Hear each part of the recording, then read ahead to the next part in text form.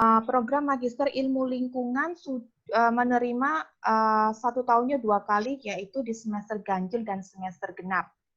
Sehingga kuliahnya nanti, bila lancar, kuliah S2 Ilmu Lingkungan itu hanya membutuhkan waktu 4 semester. Sekarang pertanyaannya bagaimana caranya supaya bisa lulus tepat 4 semester atau 2 tahun. Kami memiliki trik-trik ataupun strategi bagaimana seorang mahasiswa S2 itu lulus pada waktunya.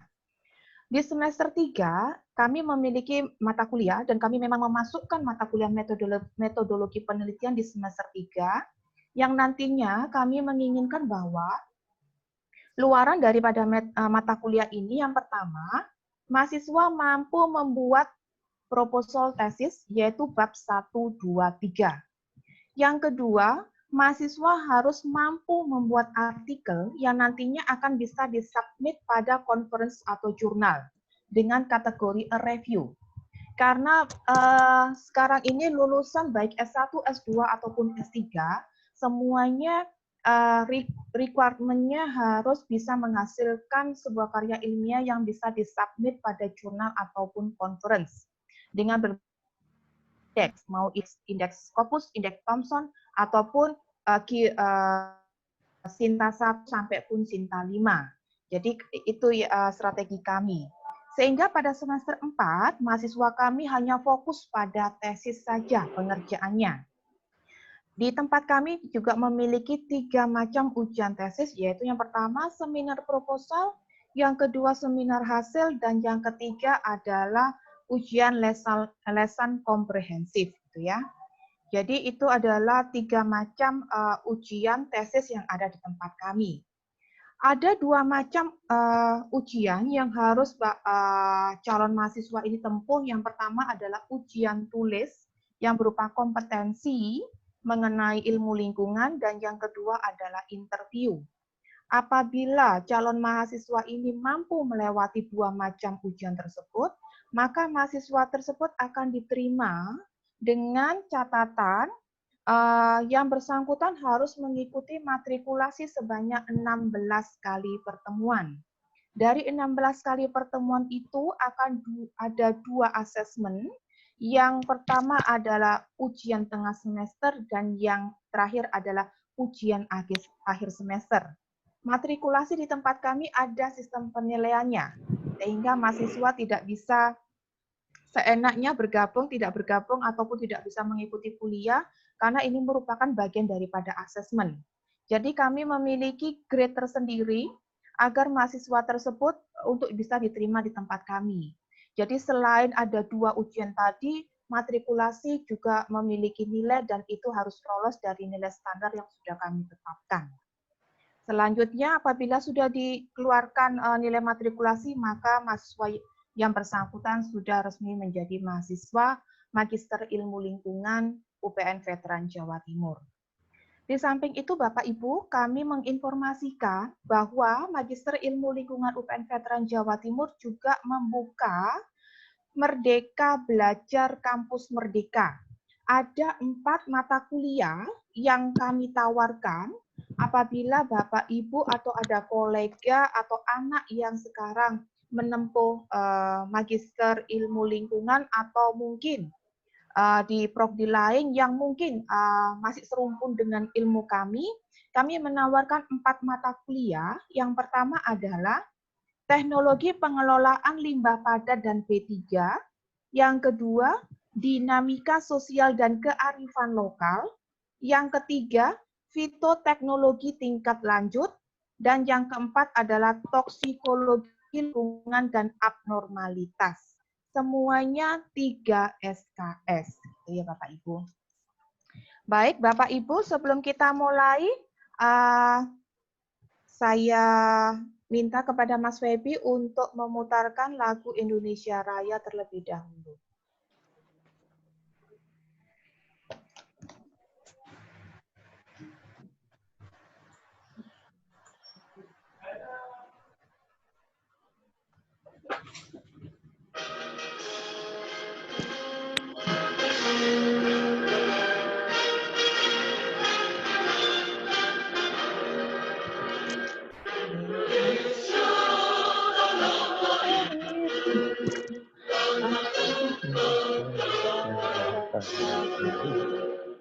Di sanalah aku berdiri, di pandu ibuku.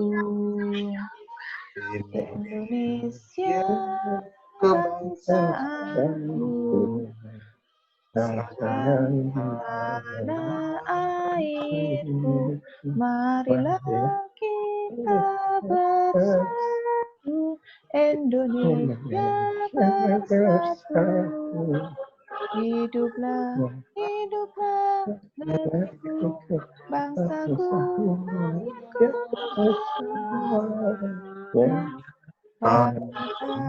jiwanya padanya untuk Indonesia Raya.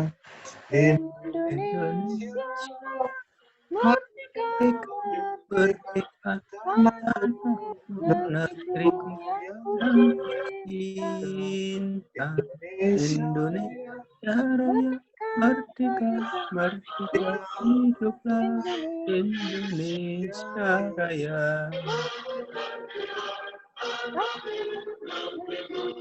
Yang cinta Indonesia Raya, merdeka, merdeka, hiduplah Indonesia Raya.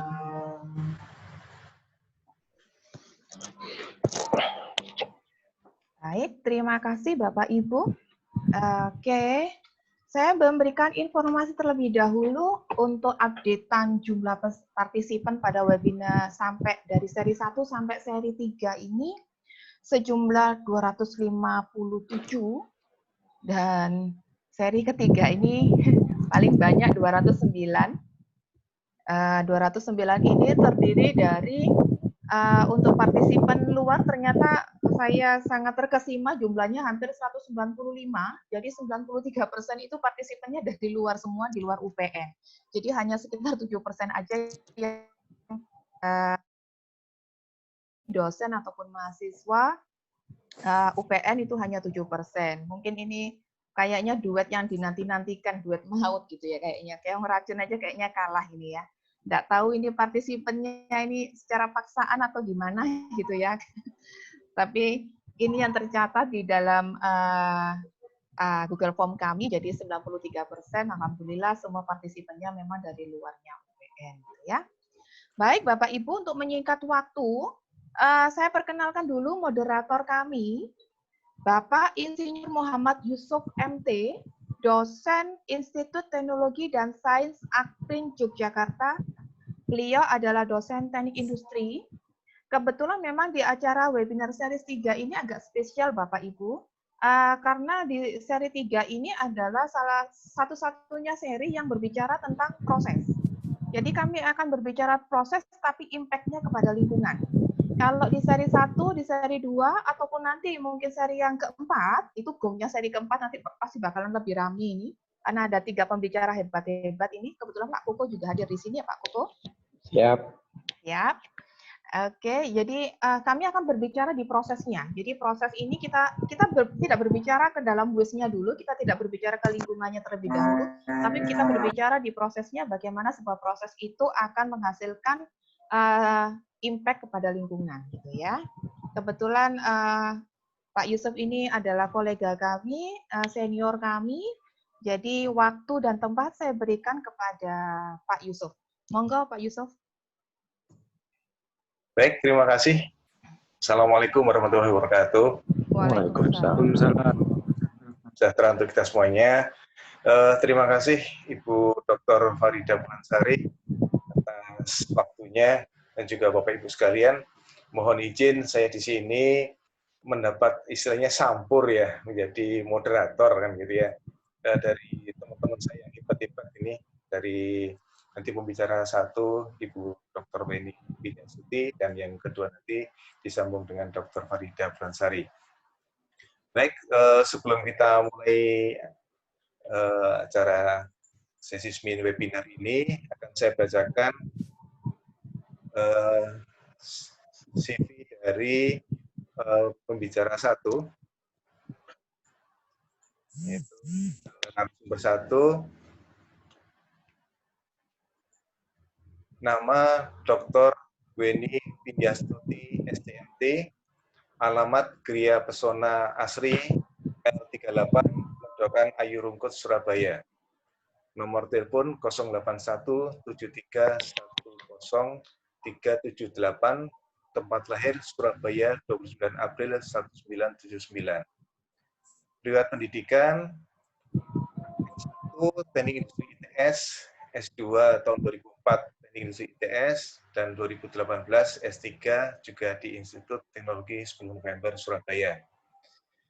Selain itu ada beberapa jabatan yang diemban Ibu Dr. Weni Pindiastuti ini, antaranya yaitu 2014 sampai sekarang, yaitu sebagai reviewer jurnal internasional Environment, Development, and Sustainability Springer Nature. Kemudian beberapa publikasi yang banyak sekali, ini yang ada beberapa yang tercatat di tempat kami. Yang terakhir adalah Modeling Agriculture and Food Production, Selected Paper on System Dynamic, a book written by expert for series, Selected Paper on System Dynamic, itu merupakan buku jabatan. Di tahun 2018 juga menulis Indonesian Sustainable Food Availability Policy Assessment using System Dynamic, a Solution for Complexity.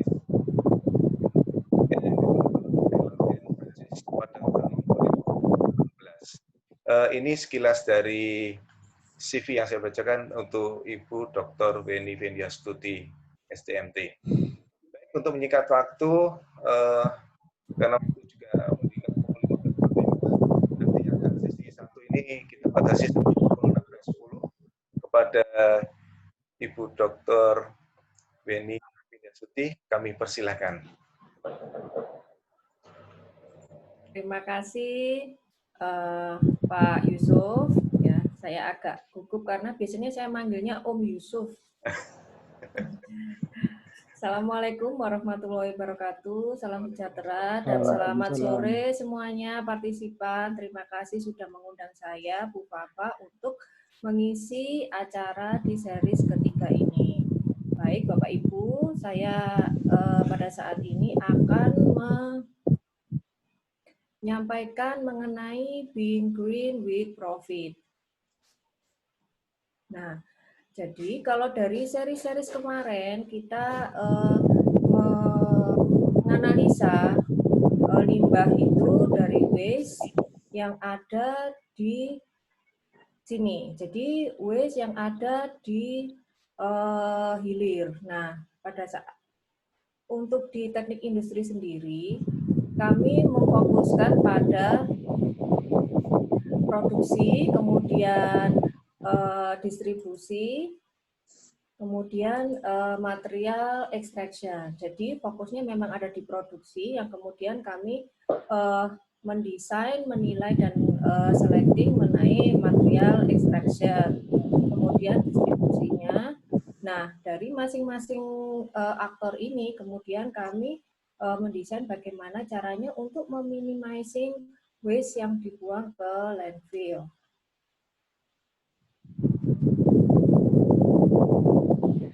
Nah, di sini teknik industri, jadi kami mendesain, kemudian menilai dan memilih di bagian input manakah raw material yang kira-kira nanti raw material ini dia waste-nya tidak banyak atau dengan waste yang minimum. Kemudian equipment mana yang harus dipakai dan seberapa banyak energi yang dipakai juga. Nah, di proses kami juga memilih material mana, proses mana yang membutuhkan material lebih sedikit, energi lebih sedikit, dan yang membutuhkan waste lebih sedikit.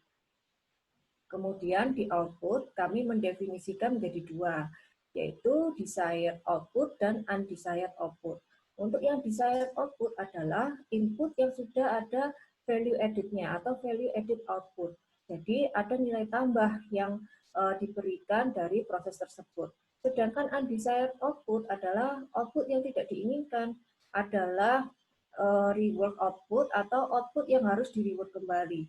Kenapa kok itu tidak kita inginkan? Karena rework itu artinya adalah cost atau biaya tambahan yang harus kita kita berikan untuk proses yang diulang kembali. Nah, waste juga merupakan undesired output karena waste adalah cost untuk di proses produksi, di mana dengan waste berarti kita akan mengeluarkan cost lagi untuk memproses waste tersebut sebelum dibuang ke landfill. Nah, dari semua proses designing, assessing, dan selecting ini, semuanya kami sesuaikan dengan prinsip ekoefisiensi, yaitu output per input. Nah, bila kita cermati kembali Bapak Ibu, jadi di teknik industri mungkin agak berbeda dengan di teknik lingkungan. Jadi dari proses yang kita analisis supaya untuk meminimasi waste, tetap saja bahwa ujung-ujungnya kita adalah bagaimana untuk meningkatkan profit.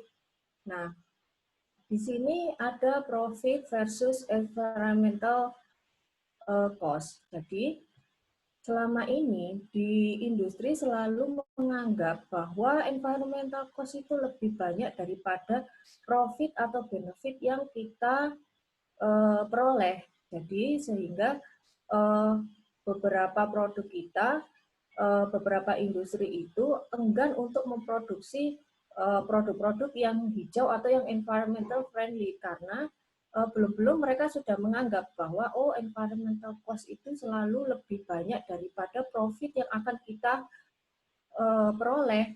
Karena apa? Karena ada prinsip-prinsip untuk internalisasi environmental cost yang akan dianggap untuk bisa menaikkan harga produk yang akan dijual nanti.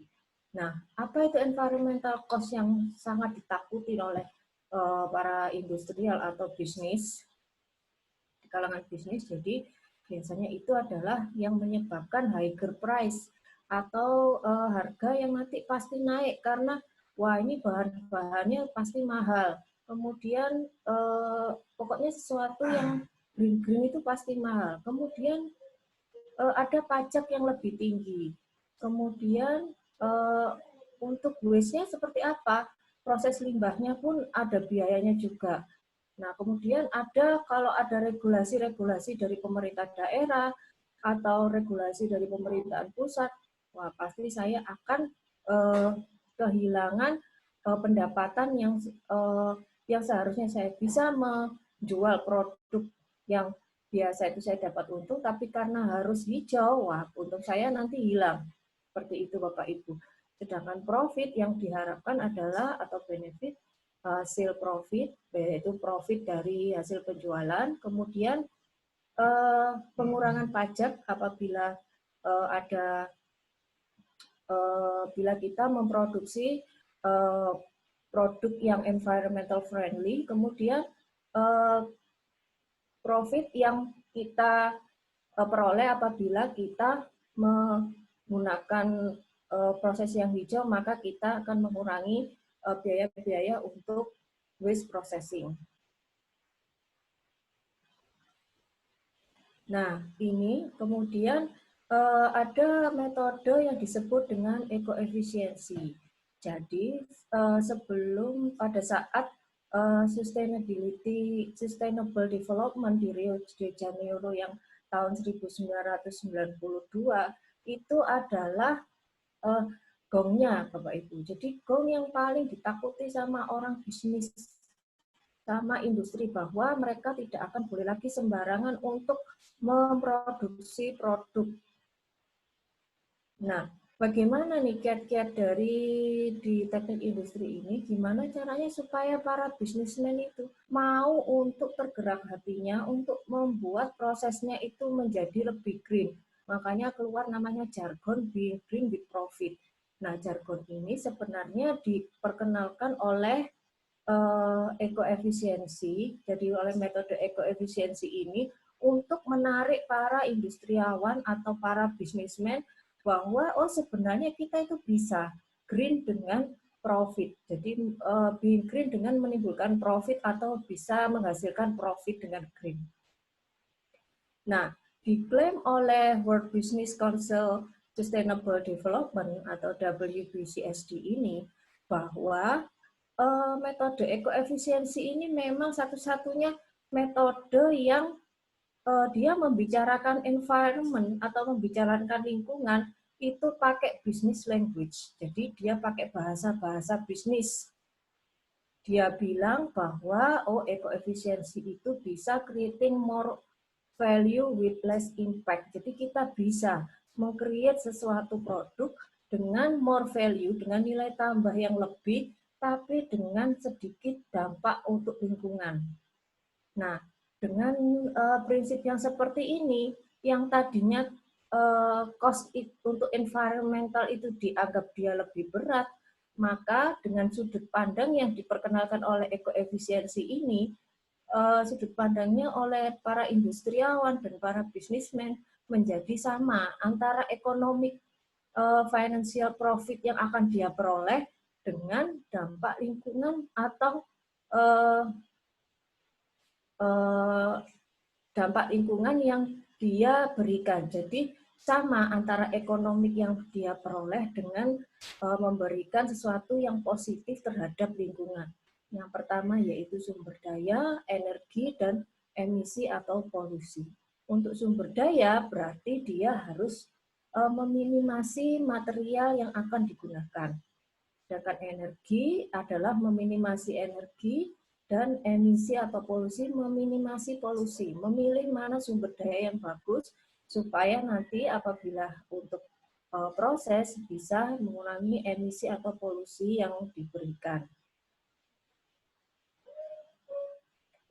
Nah, creating more value with less impact ini ternyata dia dibangun atau dikembangkan dari konsep efisiensi dasar yaitu output per input, di mana yang output adalah value added product atau value added product yang harus di earn, dan kemudian input adalah less impact atau impact yang akan dihasilkan oleh produk tersebut. Jadi di mana kalau misalnya kita pembilang untuk yang efisiensi yang atas adalah more value, kita tinggikan, dan yang penyebutnya kita rendahkan serendah-rendahnya.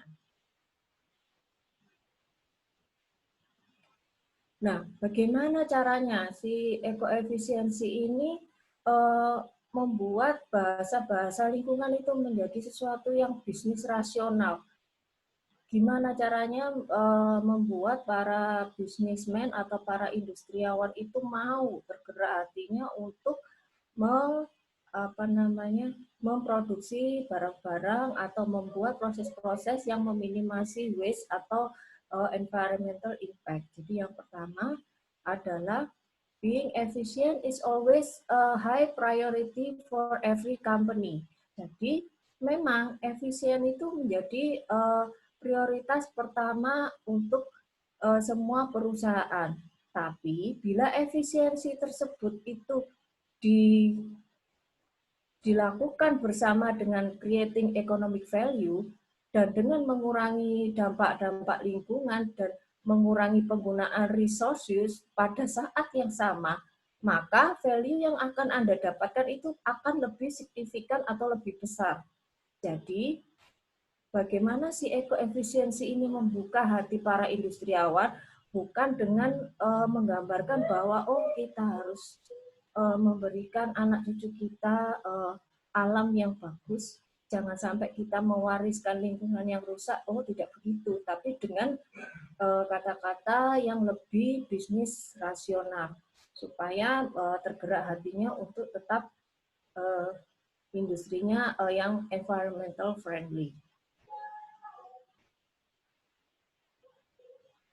Nah, ini adalah kemudian apa yang harus dilakukan di metode ekoefisiensi ini untuk yang companies. Yang janjinya katanya being green itu bisa dengan profit.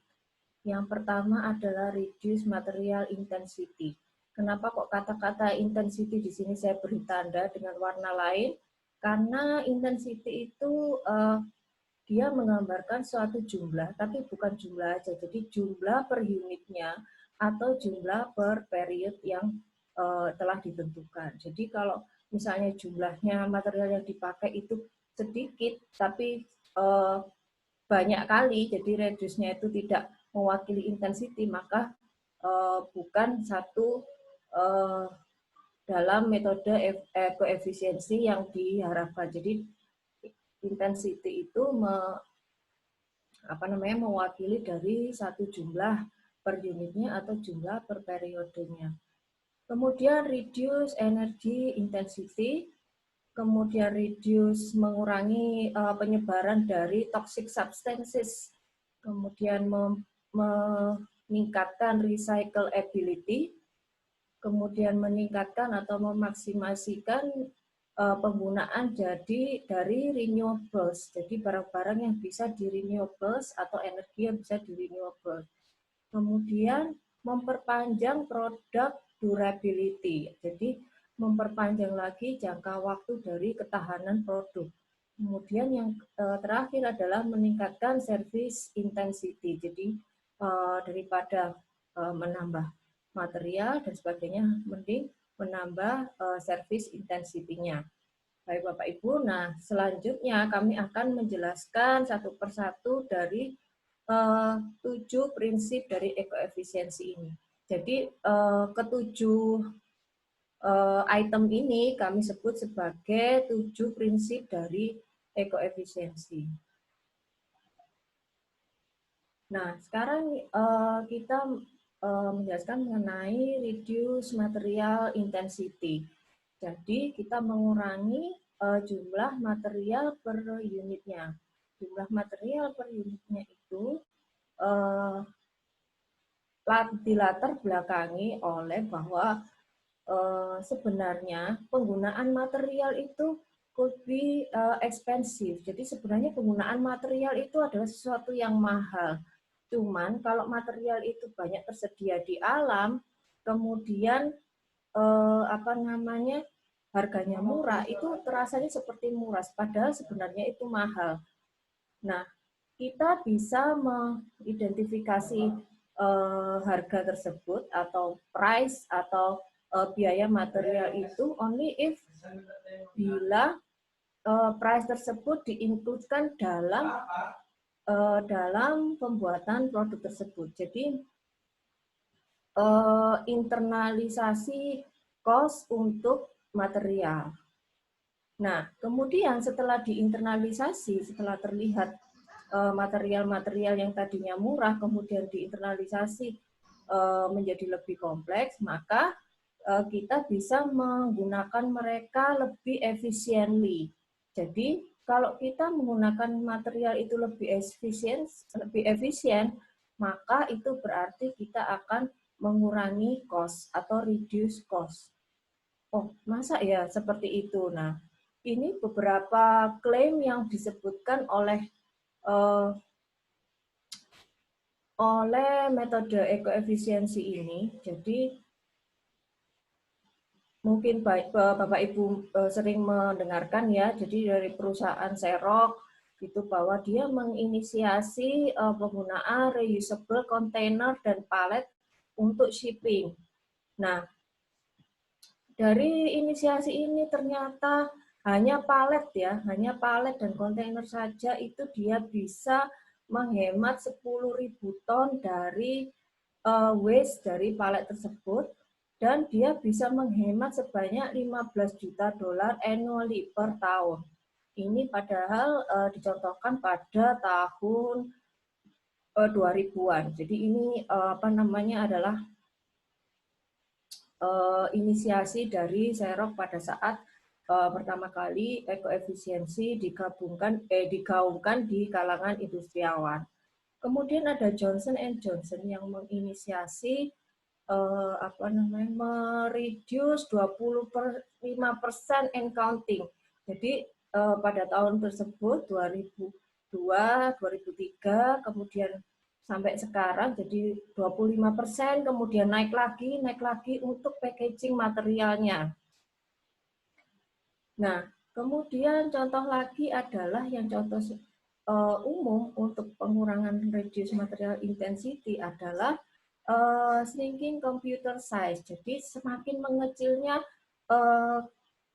ukuran dari komputer yang dulu sangat besar sekali, sekarang kebanyakan orang-orang menggunakan laptop yang lebih kecil, kemudian telekomunikasi equipment,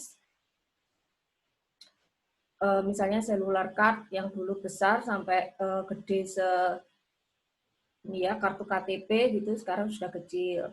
Kemudian keyless model dari mobile phone, jadi yang dulu pakai tombol, sekarang sudah nggak pakai tombol lagi, yang bisa dijadikan contoh sebagai untuk pengurangan material intensity. Yang kedua adalah reduce energy intensity, jadi mengurangi energi, Bapak Ibu. Sudah digaungkan di mana-mana, sudah pasti bahwa kalau kita mereduce energi berarti kita mereduce cost yang harus kita keluarkan untuk energi. Nah, ini disupport juga dengan dari 7 prinsip yang lain, yaitu maximize use of renewable. Jadi reduce energy intensity sama maximize use of renewable itu satu tujuan, Ibu. Jadi contohnya adalah penggunaan natural lighting yang sampai sekarang diklaim bisa menghemat 40% dari energy cost. Kemudian decrease energy intensity atau pengurangan penggunaan energi, yaitu kita harus lebih bagus proses monitoring and control. Jadi penggunaan energi, karena gini Bapak Ibu, untuk yang monitoring dari kontrol dari energi, biasanya peralatan-peralatan yang sudah tidak bagus, yang penggunaan energinya boros, itu perlu kita monitoring dan kontrol, di mana kita tidak akan kehilangan untuk bahan bakar lebih dan atau heat energi panas yang berlebihan. Yang kedua yaitu utilizing waste heat. Jadi beberapa proses itu prosesnya menghasilkan energi panas, Bapak Ibu, menghasilkan energi panas yang biasanya itu dibuang. Jadi saya contohkan pada saat skripsi dari bimbingan saya yang di PT, saya nggak bisa sebutkan, jadi Bapak Ibu, saya nggak bisa sebutkan. Nah, itu dia menghitung berapa sih energi yang terbuang dari satu proses tersebut. Jadi yang banyak terbuang adalah energi panas dan buangan dari air yang dipanaskan untuk membangkitkan energi. Nah, energi-energi tersebut itu yang sebenarnya bisa dipakai kembali untuk proses yang berikutnya. Kemudian dicontohkan lagi bahwa di satu industri di Thailand, itu dia memodifikasi steam pipe-nya. Jadi dia merecycle kondensat dari steam-nya kembali ke boiler yang dia pakai. Jadi uap panas yang dihasilkan, dia kembalikan lagi ke boiler untuk sebagai pemanas, begitu ya. Mungkin seperti itu sistemnya. Nah, dia mengklaim bahwa dengan cara seperti itu dia bisa menghemat energi dan air sebanyak $11.000 per tahun pada tahun segitu ya, dari 55.000 investment yang dia berikan. Jadi kalau dia invest $55.000 pada saat pertama, kemudian dia untung 11.000, jadi dalam 5 tahun saja itu investasi yang dia berikan bisa kembali lagi, Bapak Ibu.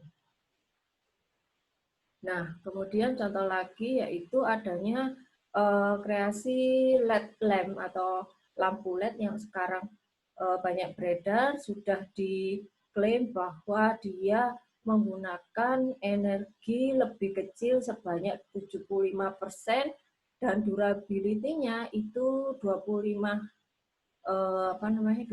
kali lebih lama daripada tradisional bulb.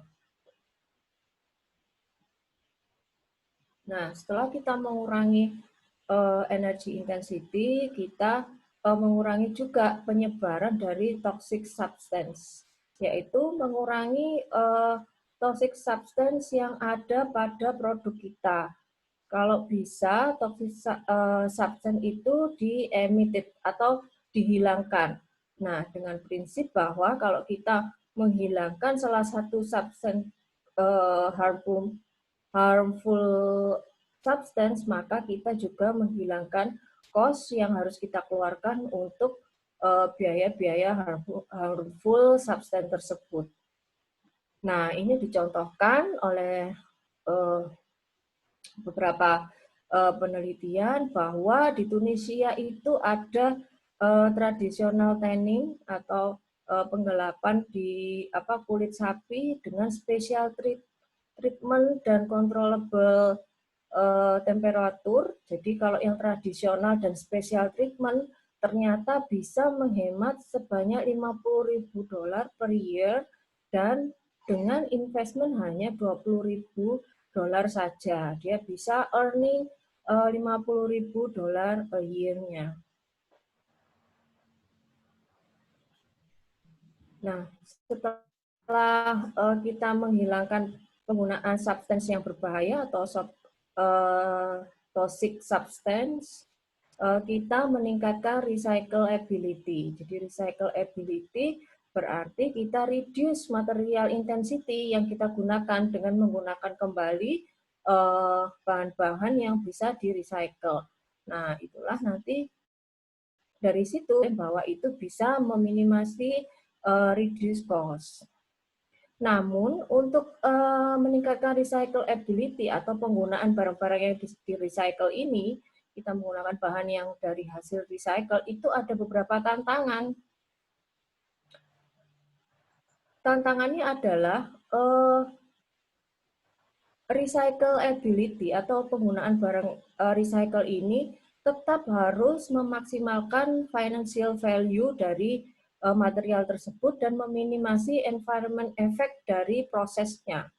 Jadi percuma saja apabila kita menggunakan barang-barang yang recyclability tapi memproses untuk collecting, preparing, sama processingnya barang-barangnya di recyclability tersebut, tetap dia biayanya lebih banyak lebih tinggi daripada value material itu sendiri.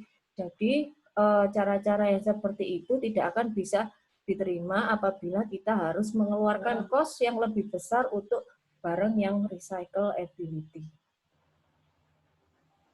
Oke. Maaf Bu, ini waktunya. Oh iya. Oke. Ya, baik. Jadi kita ada extend product durability atau memperpanjang jangka waktu dari penggunaan durability. Jadi challenge-nya adalah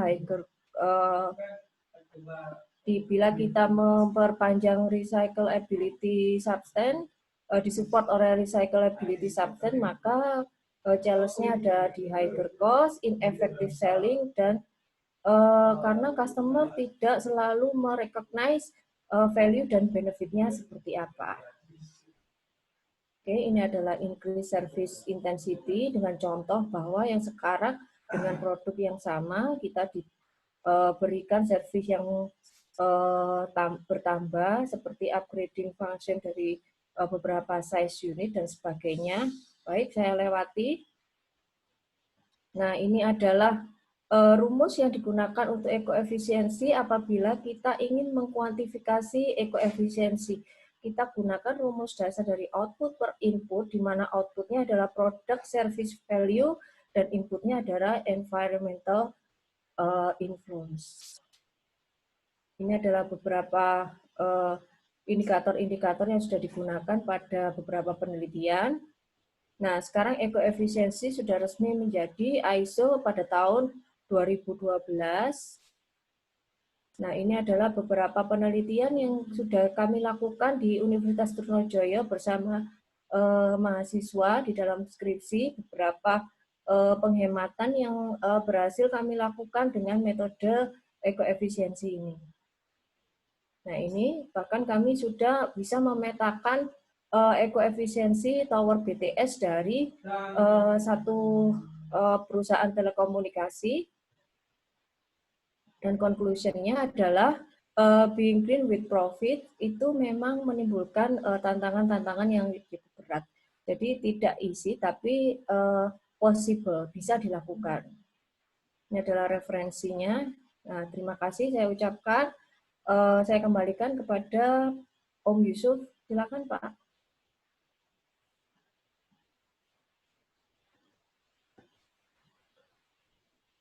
Om Yusuf masih di mute. Oke, maaf. Terima kasih Bu Weni. Oh, ponakan saya. Wah, saya senang punya ponakan pinter-pinter. Terima kasih Bu Dr. Weni Windiasuti atas presentasinya.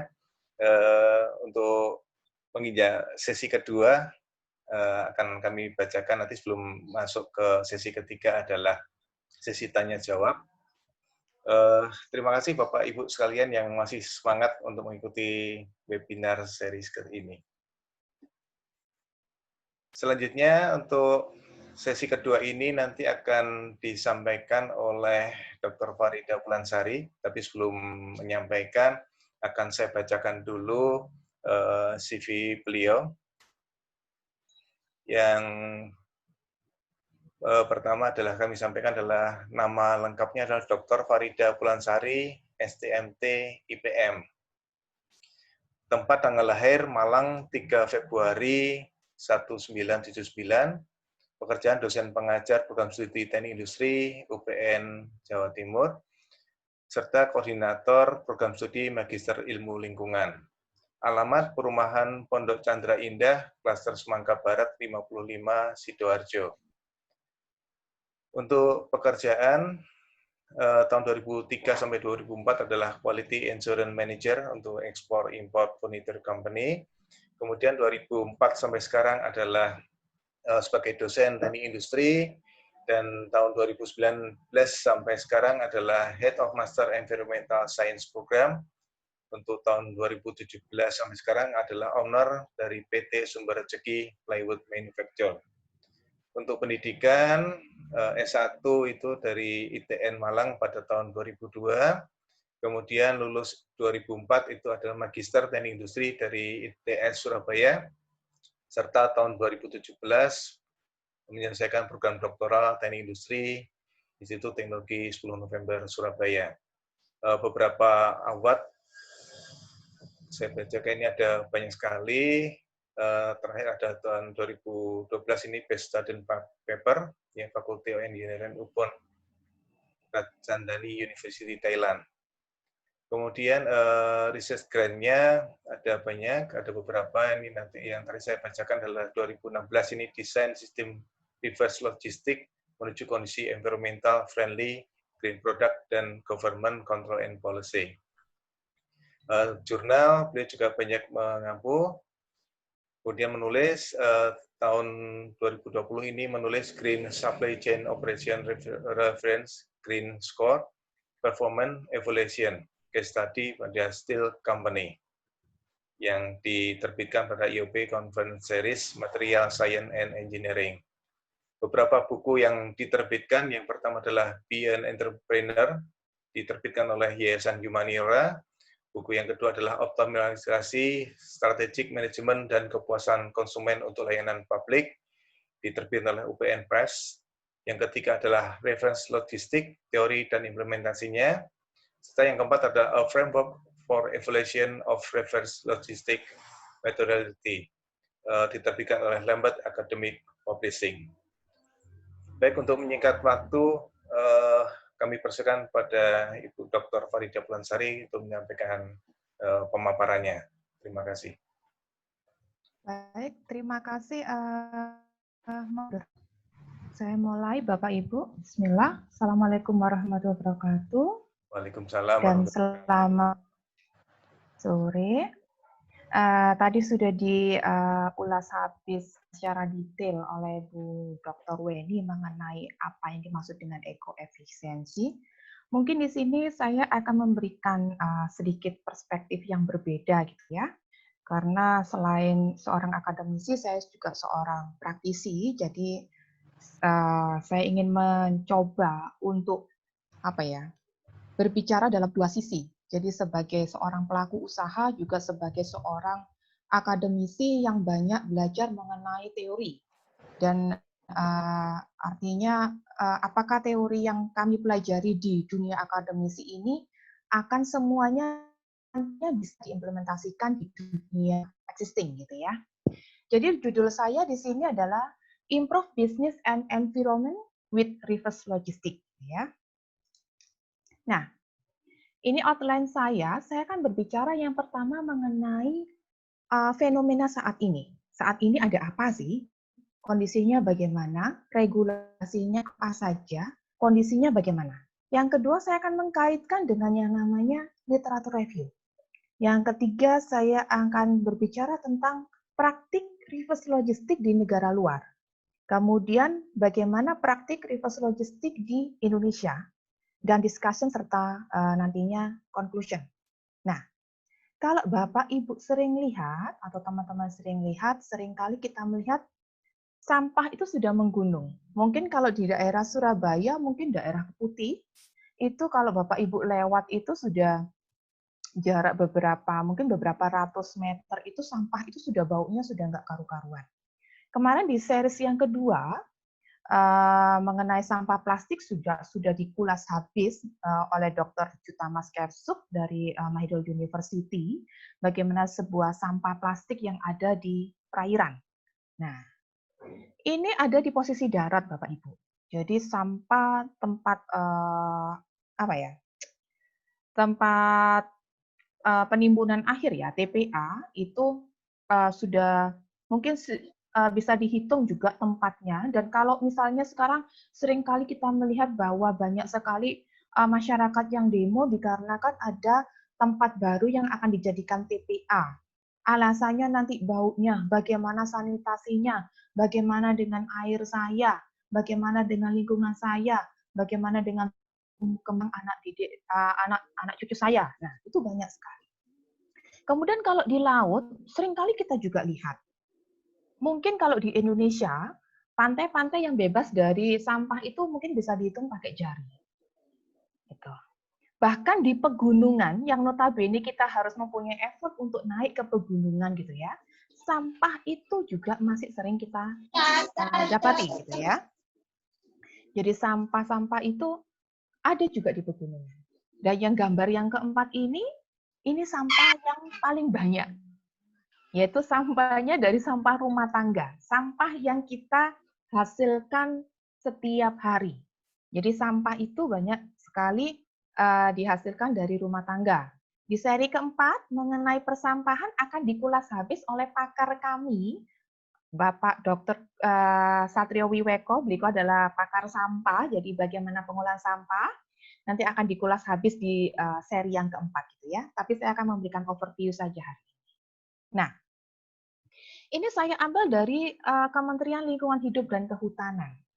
Bahwa di tahun 2017, 2018 sampai 2019 itu sampahnya kita itu selalu bertambah jumlahnya. Walaupun sudah ada regulasi, walaupun sudah ada pembatasan pemakaian misalnya plastik, tapi dengan bertambahnya jumlah penduduk, bertambah juga jumlah sampah yang dihasilkan. Nah, ternyata Bapak Ibu, sampah itu terdiri dari, ini sumbernya dari Kementerian Lingkungan Hidup dan Kehutanan, sampah itu 50% itu terdiri dari sampah organik. 15%-nya itu berasal dari sampah plastik. 10% sampahnya dari sampah kertas, dan 25% itu sampah berasal dari segala macam. Bisa logam, bisa karet, bisa kain, ataupun kaca. Nah, ini yang patut kita cermati Bapak Ibu, bahwa 48% sampah yang kita hasilkan itu berasal dari sampah rumah tangga. Nah, kira-kira mungkin Bapak Ibu bisa bisa berpikir, sampah rumah tangga apa saja? Bisa dari sampah mungkin ibu-ibu yang mau masak, bisa juga dari penggunaan misalnya kita baru beli dari supermarket dan lain sebagainya, mungkin ada sampah plastik, Nah, itu 48% dari sampah rumah tangga. 24%-nya itu sampahnya berasal dari pasar tradisional. 9% dari kawasan komersil, misalnya tempat-tempat wisata dan lain sebagainya. Sedangkan sisanya 19% itu berasal dari sekolah, kantor, dan jalan. Jadi sampah, mungkin sampah daun, dan lain sebagainya. Ya. Nah, ini saya ambil dari Direktorat Jenderal Pengendalian Iklim, kemudian dari juga World Bank 2018, bahwa sebenarnya sampah yang kita hasilkan itu Bapak Ibu tergantung dari banyaknya pendapatan kita. Semakin banyak pendapatan kita itu berpotensi untuk menyumbangkan sampah yang yang lebih banyak. Ini riset di tahun 2017. Jadi ini Bapak Ibu. Jadi ini sampai tahun 2030, 2050 karena income-nya kita semakin banyak menyebabkan orang itu ingin membelanjakan uangnya. Nah, dari pembelanjaan uangnya itu dia akan membeli beberapa produk. Nah, kita lihat nanti produk tersebut kemasannya bagaimana? Apakah kemasannya bisa di-recycle atau kemasannya tidak bisa di-recycle? Nah, seperti itu.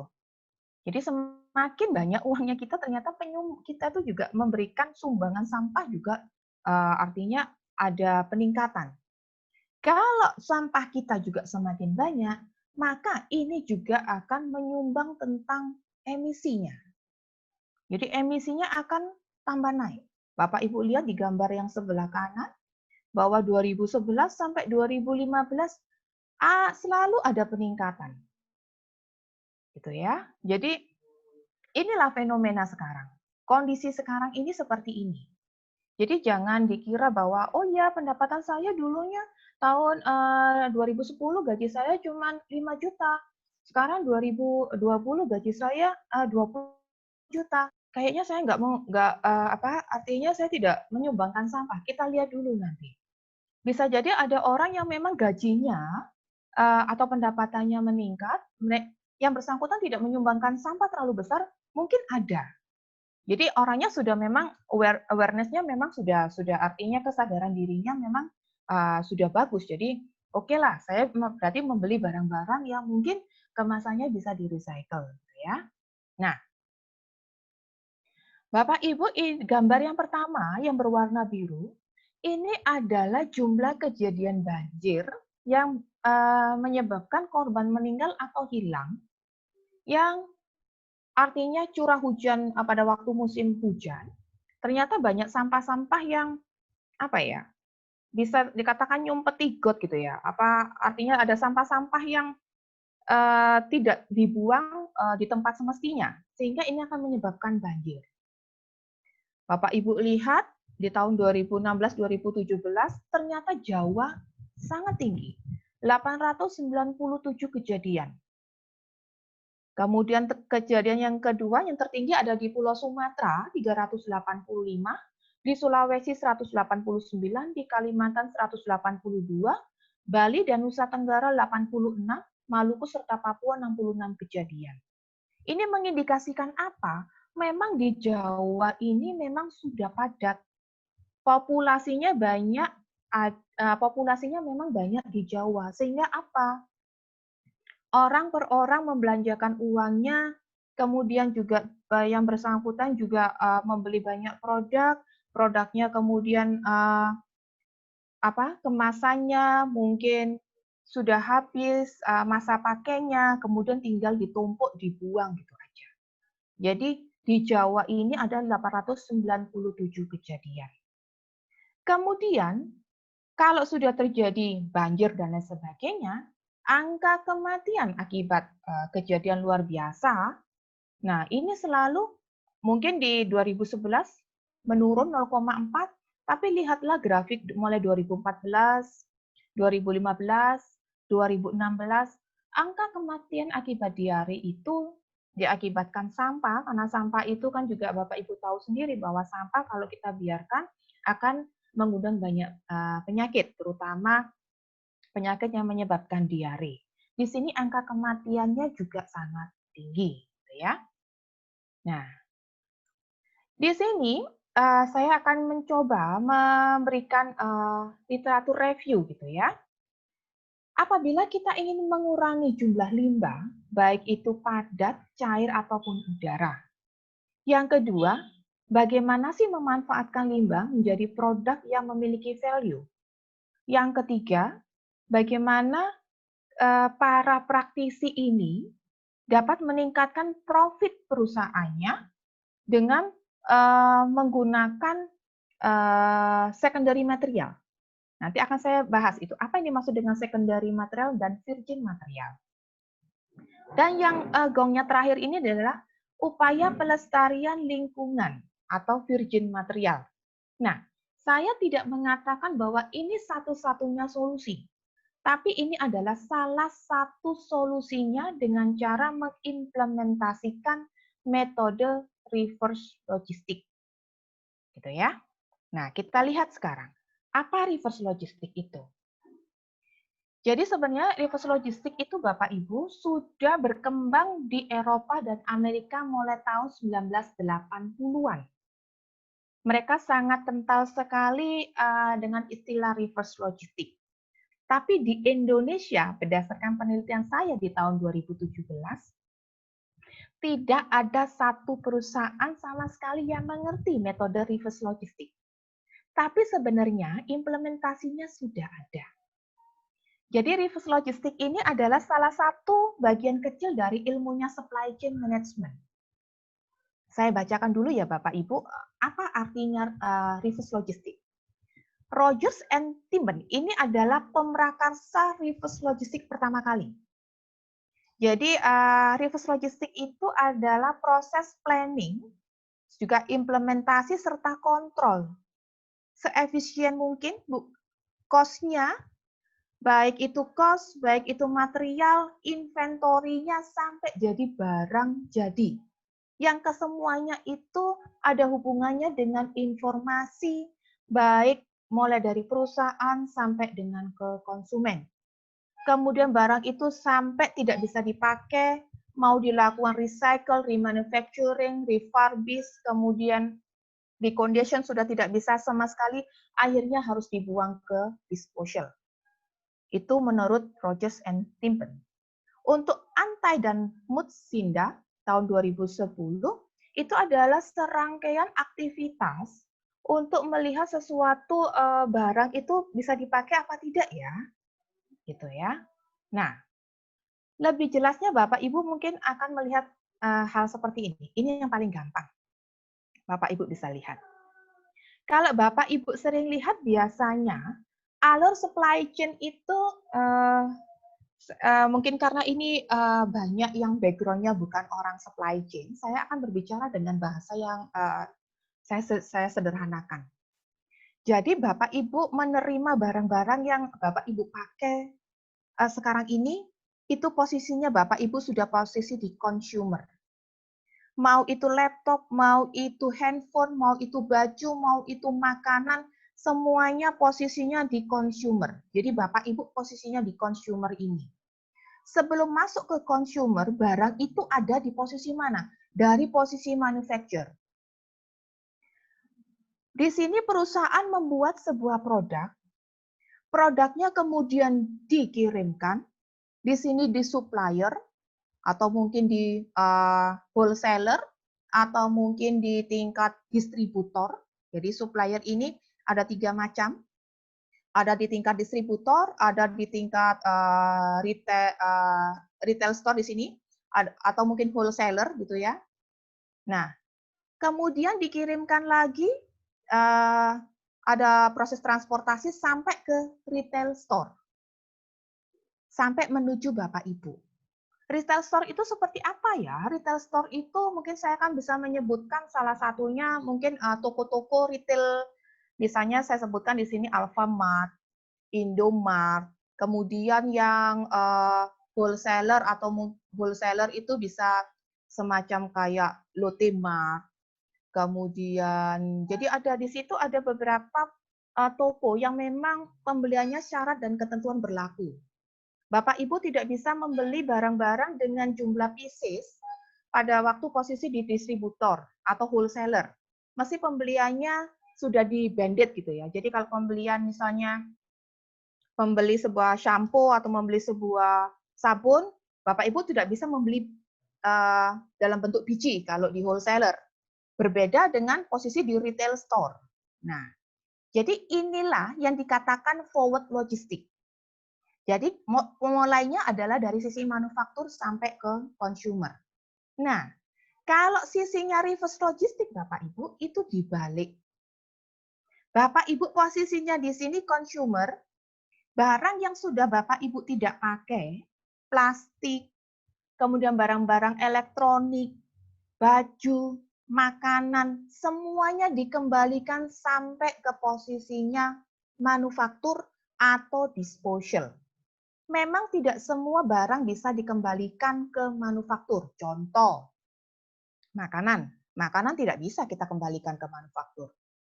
Gitu ya. Misalnya makanan-makanan basah yang life cycle-nya mungkin rendah atau yang mungkin cuma 1 hari dan sebagainya tidak bisa kita masukkan ke manufacturer. Jadi disinilah Bapak Ibu reverse logistik. Jadi dibalik mindset-nya yang tadinya forward, sekarang kita berbicara tentang reverse, dikembalikan. Ya. Nah, tantangannya apa Bapak Ibu di posisi forward ataupun reverse ini? Oke. Kalau dari sisi inventory itu unpredictable. Karena reverse logistik ini sangat susah sekali kita menentukan life cycle-nya. Memang dari perusahaan tuh bisa mengatakan seperti ini. Kalau misalnya ditanyakan pada waktu itu kita mau membeli misalnya TV gitu ya. Kira-kira usia TV ini berapa lama ya? Sales-nya akan mengatakan, Bapak, Ibu, TV ini akan habis masa pakainya 5 tahun. Tapi Bapak Ibu tahu sendiri bahwa di Indonesia itu cara untuk ngakali kalau sudah 5 tahun itu misalnya TV-nya sudah mulai goyang-goyang atau misalnya gambarnya nggak jelas atau apa gitu, kebanyakan mereka akan memiliki cara-cara untuk memperbaiki. Padahal Bapak Ibu harus tahu kalau sebuah barang elektronik sudah habis masa pakainya dan kita sebenarnya tidak membuangnya, dengan kata arti membuangnya itu dikembalikan ke manufacturer gitu ya, terus kita pakai, memang TV bisa dipakai, tapi konsumsi energinya pasti akan lebih besar. Gitu ya. Nah, itu untuk life cycle-nya unpredictable dan sifatnya sangat kompleks sekali. Jadi di sini inventory management inconsistent, kemudian packaging-nya sudah pasti tahu lah. Kalau barang-barang sudah kembali itu bisa jadi ada packaging-nya, bisa jadi kadang-kali packaging-nya juga rusak dan sebagainya. Gitu ya. Saya teruskan dulu. Nah, sebelumnya sebentar. Nah, Bapak Ibu, ini adalah praktek reverse logistik di luar. Banyak sekali foundation ataupun company yang bergerak secara independen ataupun collaboration dengan pihak-pihak lain. Di sini ada EPRA, khusus untuk recycle tentang elektronik. Caroline Recycle Association, ini untuk khusus negara bagian Caroline. Ada WRA, khusus untuk merecycle tentang kayu. Kemudian ada BRA, Blue Water Recycle Association, khusus untuk air. SMART, khusus untuk tekstil. CDRA, khusus untuk konstruksi. Gitu ya. Ini We Recycle Solar, hanya khusus untuk solar panel. Nah, coba Bapak Ibu lihat, dari 3D printed TV, ini dihasilkan dari laptop yang sudah lama. Jadi ini ada proses remanufacturing. Jadi ada beberapa part yang masih bisa digunakan, dibuatlah TV. Memang yang namanya reverse logistik itu tidak akan membuat 100% produk dari 100% secondary material. Pasti, nonsense. Pasti akan ada campur tangan dari virgin material. Gitu ya. Kemudian ini ada primary treatment, air. Banyak sudah kita lihat di beberapa perusahaan untuk beberapa pengolahan limbahnya sehingga menjadi air jernih. Nah, ini Bapak Ibu, baju. Ini dari Women Recycle Organic Clothing. Jadi baju yang dipakai ini merupakan hasil daripada recycle. Kemudian kayu. Nah, karena saya banyak bergerak di sini, kayu yang sudah tidak bisa dipakai kita cacah sehingga menjadi partikel. Jadi jangan heran kalau Bapak Ibu sekarang membeli furniture, tapi terkadang kena air terus akhirnya yang bengkok, yang rusak dan lain sebagainya. Itu memang sebenarnya itu dari recycle, Bapak Ibu. Jadi kan solid ataupun mungkin dari multiplex atau plywood kita cacah, kita press, kemudian kita padatkan sehingga menjadi yang namanya partikel. Itu banyak sekali digunakan di furniture. Kemudian Bapak Ibu ini juga sering kita lihat. Saya juga pernah bisnis di sini, tapi saya sudah berhenti di sini karena memang ini menggunakan banyak air, juga baunya tidak karu-karuan. Jadi ini sampah plastik, itu kita cacah, kemudian kita bikinkan nanti jadi biji plastik.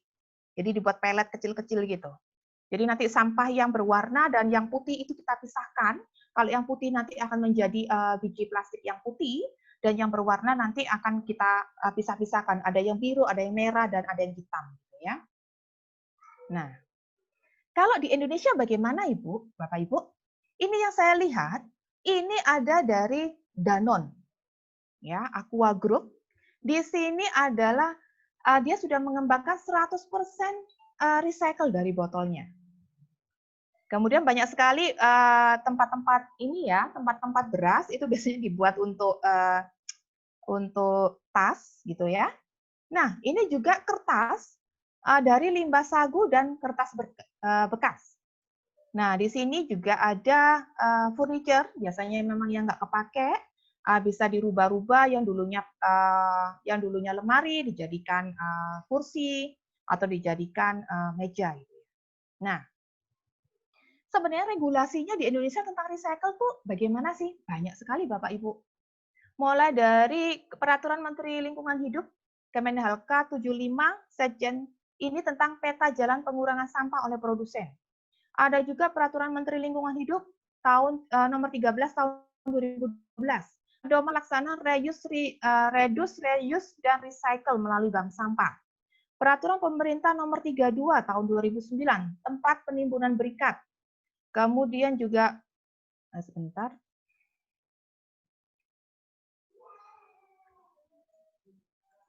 Nah, ini juga tentang peraturan pemerintah Republik Indonesia tahun 81 tentang pengelolaan sampah rumah tangga. Jadi sebenarnya kita mau melakukan recycle atau reduce ataupun recondition sebenarnya bisa. Nah, ini adalah beberapa framework yang memang sudah saya ini sudah masuk ke jurnal internasional. Jadi saya membuat sebuah framework bagaimana sih reverse logistik ini bisa digunakan di sembarang lini produksi, bisa produksi makanan, bisa produksi fashion, bisa elektronik, dan lain sebagainya. Ada 5, mulai dari konvensional, manage, develop, inovatif, optimize. Jadi saya tidak akan menjelaskan ini karena waktunya sangat sedikit. Nah, kenapa reverse logistik ini sangat menarik? Karena banyak klaim. Ini aja dikatakan klaimnya Kumar dan Putnam, bahwa saya kalau melakukan implementasi reverse itu 74% saya itu bisa energi saving, saya impact-nya terhadap energi saving. 90% itu saya tidak menggunakan natural material. Jadi saya menggunakan secondary material. 97% itu saya reduction from mining waste. 88% itu water emission saya bisa direduksi. 76% itu saya juga water reduction. Permafakar juga, urap juga, mur. Tapi semuanya saling mengklaim. Semua perusahaan mengklaim bahwa saya ini loh, impact saya terhadap lingkungan itu saya sudah minimize. Tapi sekali lagi, asesmennya bagaimana? Nah, seperti itu. Dari di sini saya, dari framework tadi itu saya ada 5 kategori. Saya tidak perlu jelaskan, mungkin ini di diskusi saja. Nah, ini adalah publikasi saya, A Development of Framework for Evolution of Reverse Logistics Maturity Level. Nah, Dari situ saya melakukan 3 macam asesmen terhadap 3 perusahaan, dan yang paling mencengangkan adalah bahwa ketiga perusahaan itu mengatakan dengan jujur kepada saya bahwa saya sama sekali tidak menggunakan secondary material. Saya 100% menggunakan virgin material. Saya katakan, Bapak, di situ ada regulasi yang mengatakan bahwa Bapak boleh menggunakan secondary material. Tidak, Bu. Di kami tetap menggunakan virgin material karena permintaan dari konsumen. Nah, itu yang membuat saya jadi semakin menarik, sehingga saya, jurnal saya yang kedua, saya membuat yang namanya Host of Reverse Logistics ini. Oke, buat 1 menit lagi Pak Yusuf. Oke. Ya, ini yang menyebabkan karena statementnya dari perusahaan seperti itu, katanya bahwa permintaan dari konsumen. Akhirnya saya ingin mengetahui konsumen itu sampai sejauh mana sih implementasi tentang reverse logistics. Ternyata 100% konsumen tidak mau tahu. Yang penting ada barang, speknya bagus, kualitasnya bagus, harganya sesuai, cocok. Nah, jadi ini dua penelitian yang saling berkaitan karena curiosity saya ingin mengetahui sampai sejauh mana sih konsumen itu persepsinya tentang reverse logistics. Jadi ini yang kedua, jurnal saya, Cost of Reverse Logistics, and Approach to Analyze the Factor Influencing Company Performance dan Customer Complaint. Ya. Nah, saya tidak perlu menjelaskan ini. Nah, conclusion aja. Jadi, implementasi reverse logistics yang terjadi pada 3 perusahaan elektronika tadi itu masih posisi di level ketiga dan level kedua. Walaupun ketiga-tiganya masih menggunakan virgin material. Tapi sebenarnya kalau saya lihat dari perilakunya perusahaan, sebenarnya mereka tuh sudah melakukan reverse logistik, tapi nggak ngerti sebenarnya itu sudah implementasi reverse logistik. Yang ketiga, pengembangan HRL, ini yang jurnal saya yang kedua, dan yang kedua, yang nomor 2 ini, saya masih mau mencari partner, sebenarnya sudah ketemu kesimpulannya, cuma masih mencari partner untuk menulis jurnalnya, masih on progress. Nah, ini tidak saya jelaskan, mungkin ini ada beberapa dua conclusion dari current knowledge-nya sama practical-nya. Jadi yang knowledge-nya banyak perusahaan yang mengklaim tapi tidak ada parameternya. Kemudian House of Reverse Logistics juga merupakan pendekatan baru untuk mengetahui harapan dan ekspektasi konsumen terhadap reverse logistik. Kalau dari practical-nya memberikan gambaran singkat mengenai reverse logistik yang sudah diterapkan oleh perusahaan. Kemudian perusahaan juga mengerti nanti kira-kira cost-nya berapa, profit-nya berapa. Kira-kira seperti itu Bapak Ibu, karena waktunya sudah habis, waktu saya kembalikan kepada moderator.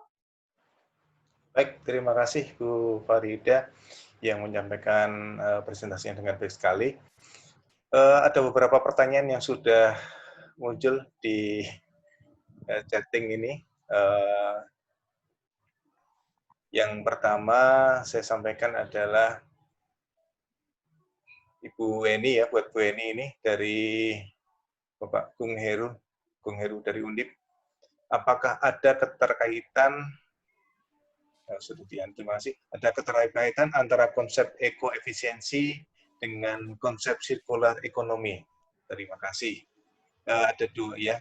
Kemudian yang kedua dari Indra Cahyani ini bertanya kalau tujuan ekoefisiensi adalah agar kehidupan manusia menjadi lebih nyaman, maka tentu ada drawback alias kelemahannya. Apa saja yang di drawback dari ekoefisiensi dan apa bedanya ekoefisiensi dengan eco-effectivity? Mungkin 2 dulu itu aja ya. Saya kira Bu Weni menyimak. Bu Weni, monggo silakan. Ya, Om. Silakan ya. Oke. Baik, untuk pertanyaan yang pertama, apakah ada hubungannya antara ekoefisiensi dengan circular economy? Jadi tadi saya pelajari sebentar karena saya memang tidak mendalami circular economy. Ternyata banyak kesamaan antara ekoefisiensi dengan circular economy. Himbauan-himbauan pun yang dianjurkan pun sama, recycling, reuse, dan sebagainya. Jadi kalau linear economy itu adalah kita ke open loop cycle gitu ya. Jadi kalau circular economy itu lebih ke closed loop-nya. Namun saya lihat bahwa circular economy ini dia bekerja pada level ekonomi yang lebih besar atau lebih makro. Jadi dia bersifat policy ajakan untuk semua lapisan masyarakat. Jadi tipis sekali bedanya. Sedangkan kalau ekoefisiensi dia lebih praktikal dari mikro level menuju ke makro level. Jadi dia sudah konsepnya sudah tata rapi begitu, kemudian ada assessment-nya seperti apa, penilaiannya seperti apa, cara menganalisanya seperti apa, dan metodenya yang digunakan untuk menilai di level mikro ataupun makro level itu sudah lebih robust begitu. Kemudian untuk pertanyaan yang kedua, apa sih kelemahan ekoefisiensi? Jadi kelemahan ekoefisiensi ini karena assessment itu sangat-sangat bergantung pada persamaan efisiensi yang awal yaitu output per input, di mana outputnya itu nanti adalah added value yang diperoleh dan inputnya adalah environmental impact. Jadi Bapak Ibu, Bapak Indra mungkin bisa membayangkan ya output per input. Jadi kalau pembilang itu kita naikkan, penyebut itu seharusnya kita turunkan.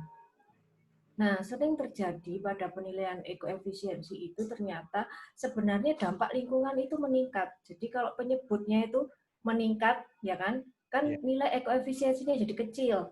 Tapi peningkatan di dampak lingkungan itu ternyata kalah dengan lebih tingginya value added yang diterima. Jadi profitnya itu lebih besar, banyak, jadi peningkatan marginnya itu lebih besar, tapi sebenarnya environmental impact-nya juga meningkat yang tapi terlihat sedikit. Maka itu tetap dianggap ekoefisiensinya tinggi. Nah, sehingga dari kelemahan tersebut muncullah ada batasan-batasan bahwa dari satu ekoefisiensi ke ekoefisiensinya yang lain itu diterapkan bahwa dampak lingkungannya harus menurun. Begitu, Pak Indra. Gimana Pak Yusuf? Saya kembalikan ke... Oke, terima kasih Bu Eni. Kemudian pertanyaan selanjutnya, sebentar saya menyimak dulu, dari Ibu Susi ya. Ibu Susi ini menanyakan ke Bu Eni, bagaimana perbandingan dengan menerapkan ekoefisiensi dan tanpa menerapkan ekoefisiensi terhadap perolehan profit bagi industri. Kemudian pertanyaan berikutnya yang keempat adalah dari Pak Hendra Usmaini. Ini menanyakan bagaimana pandangan Dr. Weni tentang konsep ekoefisiensi harus dibarengi dengan konsep economic of natural resource atau sumber daya alam yang dimanfaatkan secara ekonomi, namun harus memperhatikan unsur-unsur pendayagunaan sumber daya alam secara benar dan memperhatikan tata kelola lingkungan, serta dalam pengelolaan lingkungannya. Monggo Bu Weni, silakan Bu Weni, Dr. Weni. Ya. Baik, terima kasih untuk yang Ibu Susi, saya jawab dulu. Prof, sebenarnya bagaimana dengan profit kalau kita menerapkan ekoefisiensi atau tidak ekoefisiensi. Jadi begini ya Bu Susi, metode ekoefisiensi itu sebenarnya adalah bagian dari Sustainable Development Tools, tool dari Sustainable Development yang dia bahasanya itu lebih rasional terhadap bisnis. Jadi kita nembaknya itu terhadap industriawan yang prosesnya itu gimana caranya meminimasi waste. Sedangkan sebenarnya bila di logika apa yang dilakukan industriawan itu sebenarnya sudah ekoefisiensi. Mereka misalnya tiap tahun menaikkan harga dengan mengurangi material yang dipakai. Nah, itu sebenarnya sudah ekoefisiensi. Cuman bila kita masukkan environmental friendly-nya bahwa yang mereka itu lakukan itu sebenarnya sudah ekoefisien, maka mereka akan lebih semangat lagi untuk melakukan sesuatu yang lebih ekoefisien. Namun profit apabila kita lihat profitnya dia menerapkan ekoefisien atau tidak, itu bisa jadi lebih tinggi ataupun lebih rendah juga bisa jadi, Bu. Cuman nilai-nilai environmental friendly-nya itu yang kita tembak ke para industriawan supaya ada alasan untuk lebih bisa menerapkan nilai-nilai environmental di balik policy-policy yang dia berikan pada saat dia memproduksi satu produk. Ya Pak Yusuf. Ya, oke. Betul. Sama dari Pak Hendra Usna ini, bagaimana pandangan Dr. Weni konsep ekoefisiensi yang harus dibarengi dengan konsep economics of natural resource. Nah, konsep economic of natural resource ini yang jadi mengekonomikan natural resource yang tadinya seperti yang saya jelaskan tadinya memang merasa bahwa air itu murah ya, air itu murah, padahal kalau kita lebih menginternalisasi atau mengekonomikan resource lagi, sebenarnya air itu adalah sesuatu yang mahal kalau kita memikirkan sampai ke pendayagunaan sumber daya alam yang benar seperti apa. Kita harus kalau ada apa-apa dengan air itu sebenarnya kita harus mengeluarkan kos yang lebih untuk adanya mitigasi-mitigasi apabila ada bencana kekurangan air dan sebagainya. Jadi memang perlu sekali ekoefisiensi itu dibarengi dengan konsep economics of natural resources. Terima kasih Pak Hendra Usnaini. Monggo Om Yusuf. Ya, baik. Pertanyaan selanjutnya dari Pak Imron Mustajib ini.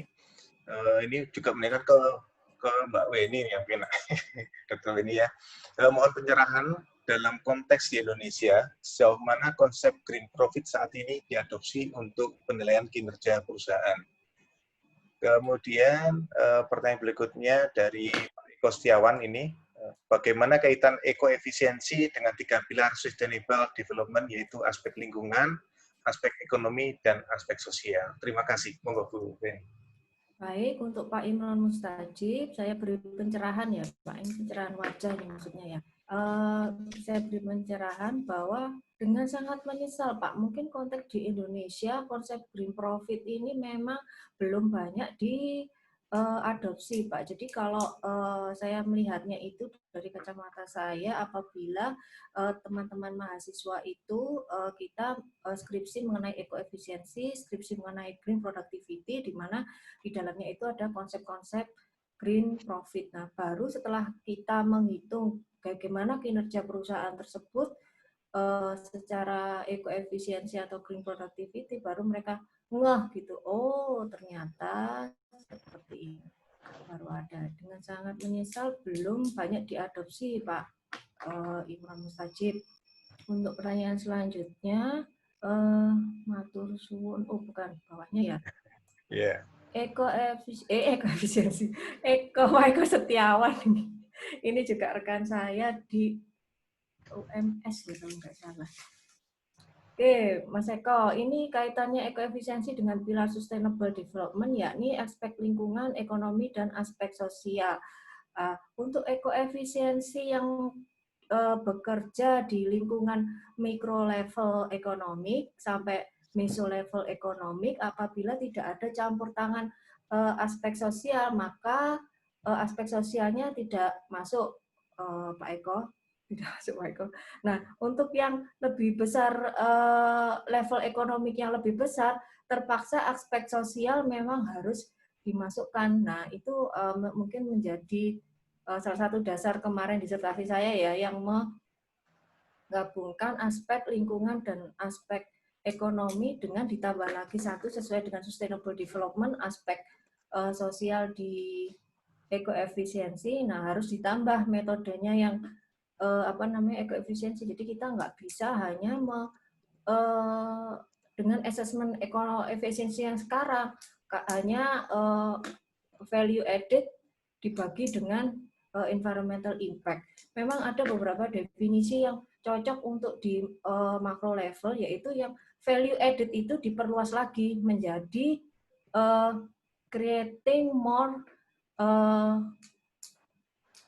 creating human needs. Jadi pemenuhan kebutuhan manusia. Jadi bukan value added tapi lebih dilebarkan lagi, yaitu pemenuhan kebutuhan manusia dibagi dengan aspek lingkungan. Nah, tentu saja yang pemenuhan kebutuhan manusia itu melalui aspek ekonomi dan sosial, dan tentunya menggunakan metode-metode yang sesuai dengan metode yang digunakan untuk aspek sosial. Kalau aspek ekonomi saja tidak cocok, Pak Eko. Baik, Om Yusuf sudah, Om. Ya, baik. Terima kasih Bu Eni atas pencerahannya. Bapak Ibu sekalian, mohon maaf untuk chat tanya jawab kita close dulu ya, karena waktu juga sudah hampir menjelang pukul 17. Kemudian pertanyaan untuk Ibu Dr. Farida, ini dari Pak Yusuf ini, apakah di Indonesia belum ada perusahaan yang khusus mengolah sampah di tempat pembuangan akhir? Dan pertanyaan kedua dari Pak Eko Setiawan, ini reverse logistik dengan Sustainable Development Goals, bagaimana kaitannya? Terima kasih. Monggo, Bu Farida. Untuk yang pertama, kalau dikatakan apakah ada perusahaan, sudah ada tapi tidak banyak. Yang paling banyak adalah perorangan atau semacam kayak apa ya, perkumpulan atau himpunan pecinta lingkungan. Nah, ini salah satunya yang hadir di sini adalah penggiat sampah. Pak Koko ini adalah salah satu direktur sampah ya Pak Koko. Jadi beliau ini adalah direktur sahabat lingkungan yang nantinya mengkolek, mengajari beberapa semacam kayak perkumpulan-perkumpulan kecil bagaimana mengelola sampah itu supaya memiliki value. Jadi kalau secara perusahaan, company yang memang secara profesional itu memang ada. Salah satunya yang saya ingat itu PT Cipta Visi Sinar Kencana, itu adalah salah satu perusahaan untuk pengelolaan sampah. Jadi masih ada hitungan jari kalau di Indonesia. Tapi kalau secara perorangan atau kelompok banyak sekali, terutama penggiat lingkungan. Kalau yang kedua dari Pak Eko, reverse logistik dengan Sustainable Development Goals bagaimana kaitannya? Dua-duanya sama Pak goals-nya. Kalau Sustainable Development Goals itu kan ada 17 tujuan yang ingin dicapai ya. Jadi di reverse logistik juga hampir sama, cuman memang reverse logistik itu kalau misalnya saya masukkan ke 17 tujuannya di Sustainable Development Goals itu, yang pertama adalah mengurangi virgin material. Jadi penggunaan virgin material itu kalau bisa penebangan pohon, kemudian penggunaan material-material misalnya besi ataupun logam-logam yang diambil secara yang bisa dikatakan kategori virgin material itu bisa dikurangi. Yang kedua juga masalah minimasi masalah waste. Jadi bahan buangan waste yang berupa air, kemudian udara ataupun padat itu sebisanya juga harus dikurangi. Kemudian yang terakhir memang harusnya masalah lingkungan itu adalah concern daripada Sustainable Development Goals. Jadi arahnya memang kita mengarahnya bagaimana bumi itu tetap hijau, bumi itu tetap bisa dipakai sebagai tempat untuk kita bisa jelek-jeleknya bisa untuk tempat kita untuk bernaung di dalamnya. Karena memang selama ini masih belum ditemukan atau mungkin sekarang masih dalam proses observasi planet yang masih yang memungkinkan untuk ditempati. Jadi kalau dikatakan Sustainable Development Goals, sama-sama ingin melestarikan bumi itu supaya tetap hijau dan sebagai tempat yang layak untuk kita huni. Itu Pak Moderator. Oke, terima kasih Bu Farida. Baik, Bapak Ibu sekalian, sebelum kita closing ini untuk sesi tanya jawab, kesimpulan yang kita dapatkan dari pemateri pertama yaitu yang menyampaikan Being Green with Profit oleh Dr. Weni Windiastuti STMT, ini adalah environmental cost, ini adalah strategi untuk menyesuaikan dan mengoptimalkan cost sehingga penggunaan sistem dan prosedur